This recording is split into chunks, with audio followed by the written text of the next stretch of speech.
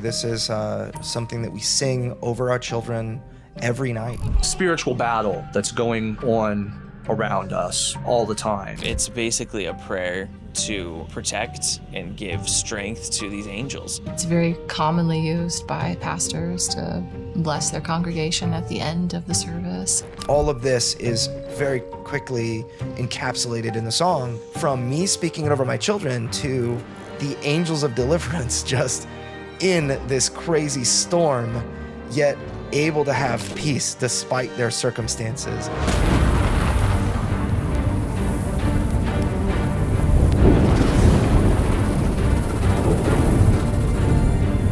Deliverance is a board game about spiritual warfare. You're on these dungeon crawls, you have these fantastic characters with thoroughly designed mechanics that, sort of interact with each other and support each other, and it also happens to be Christian themed. Andrew has always wanted the game to be really moving, really powerful, and really reflect the idea of spiritual battle that's going on around us all the time. So when we launched our first Kickstarter campaign, we wanted to show people that Deliverance takes itself seriously because, up until that point, really the RPG in a box dungeon crawl, tactical combat skirmish game was kind of a joke. So we had to show people that it was a serious project that should be taken seriously. The goal of this next campaign is to show people that Deliverance is beautiful.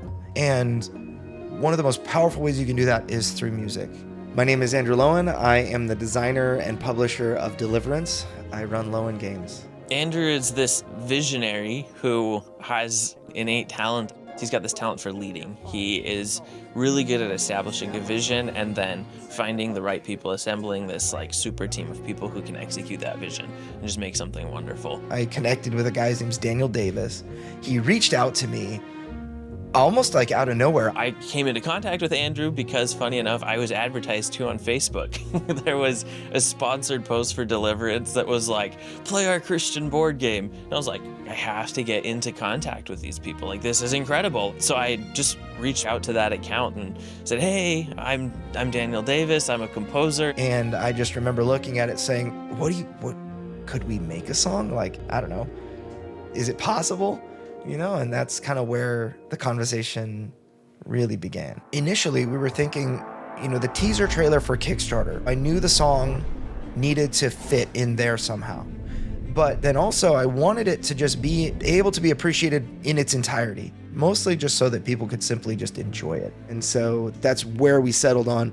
We can't just get a song like stock footage or, stock songs or whatever. We needed to make one. A day later, he's like, I was in church and I just had this voice in my head that just said I needed to do this. And I just thought I just had to use you and some other people. So Andrew sent Adam a message, I think. I got to kind of talk through Adam, her husband, and who I work very closely with on Deliverance. And said how he had this vision in church. An idea came to him when he was in church that it should be Cassie singing for Deliverance. Several years ago, Adam, her husband, sent me a video that they had recorded. Adam and I did an a cappella version of a Eastern Orthodox chant. Who was and is to come. It was very well received and sounded really, really great. Andrew particularly liked it. It resonated with him. Just a really unique sound to Cassie's voice. The power, the raw, untapped power in Cassie's voice. So I remember it was a Sunday and I was sitting in church and it was just, I get the best ideas for Deliverance when I'm sitting in church, I remember that's when God was like, hey, Cassie would be a great singer for this. I knew what I wanted to do was to use a children's song and to turn it into something that was more ethereal and mysterious. The one that we ended up settling on was Lord Bless Thee. It comes scripturally from the Bible. This was the Aaronic blessing that Aaron, the priest, was supposed to pray over the people, to speak over the people. It's very commonly used by pastors to bless their congregation at the end of the service. This is something that we sing over our children every night. Basically a prayer to protect and give strength to these angels so that they can accomplish their mission. Holy violence against demons. It's awesome. I remember sitting at the very last street light to turn left into my neighborhood to go home, and it just randomly, while I was sitting at this red light, it hit me. And so I hit the record button on my phone. Andrew sent me this voice memo and says, I just wanted to kind of show you some of the ideas that I had and get your thoughts on it, but I'm a really bad singer. So I'm going to sing it for you first, and then I'm going to whistle it. So he sends us this voice message and he's singing it, and he's a decent singer. And then he whistles and it was crazy. Adam and I both were like, what?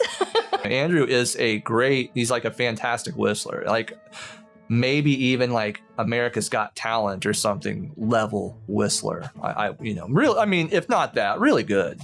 Like, like Andy Griffith or something, I'm a pretty good whistler, but horrid singer. I just brought it into my DAW, into my Cubase session, and I would just listen to it over and over. From there, I was able to sketch out, this melody contour and pair that up with these beautiful lyrics that are just all straight out of the Bible. I relied a lot on Daniel as the expert in his field because I am very, very good at appreciating music, but I am very, very bad at making it. I would say it's really a 50-50 co-write. Andrew, he wrote the melody, and I wrote the orchestral elements. Daniel came up with the arrangement. Daniel chose the key. I think my biggest goal definitely was to find what is the sound of Deliverance. And so I started playing around with some different orchestrations, and I'd send him versions to sort of pick from. I was like, okay, do you like, more of this tone or this tone? And then actually everything kind of fell into place, weirdly enough. Adam had a friend. His name is Nate. I said to him, let me get my friend Nate involved, who is an audio engineer. And so Adam called me up and explained the project to me and some of their concerns, and they needed help recording Cassie's vocals.